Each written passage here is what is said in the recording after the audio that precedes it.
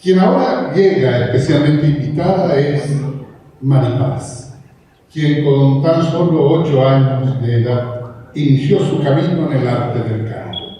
En la actualidad cuenta con 17 años y está trabajando en su primer álbum, el cual contempla obras nacionales como inequívoca forma de difundir nuestra cultura desde la convicción que asume cuando expresa que la música no solo es ritmo y notas, es sentimiento y amor.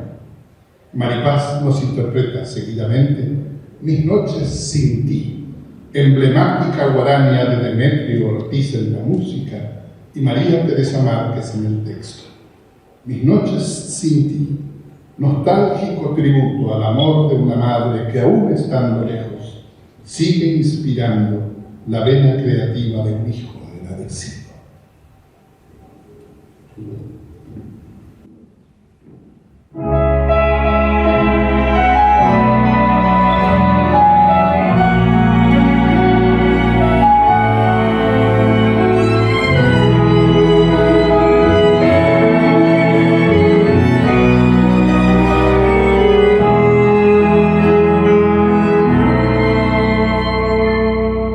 Sufro al pensar que el destino logró separar